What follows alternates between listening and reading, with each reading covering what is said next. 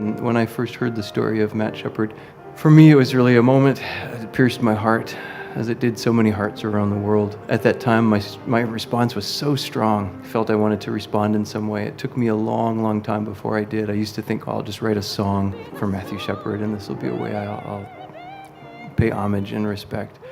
Over time, a long time, flash forward to 2014, and we did a workshop. That song became about a 105-minute full-length concert work called Considering Matthew Shepard. Where begin again? Who could meet us there?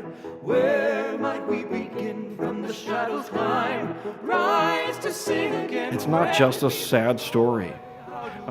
This piece has so much hope woven into it, which seems impossible, but that's because that guy's a genius. You know, he said this many times, and I'm going to steal your words here from one. He says, I've just asked a big question, is at the bottom of all of this, and I put the words this story, this world we're living in, these wars, these arguments, is at the bottom of all of this, is there any love? And I think that's just the most beautiful question, because I have to ask that myself. How can we be dreaming? How can we be dreaming? How can we be dreaming? Out of heaven. Right away, I knew that this piece that I was writing and beginning to work on at that point, which was started to feel like a kind of a classically based work, a passion setting for Matthew Shepard.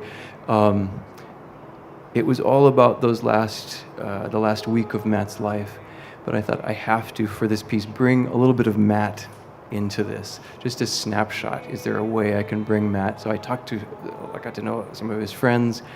I talked to family members, saw lots of pictures, tried to bring Matt into the story before we entered the more difficult part of his last days.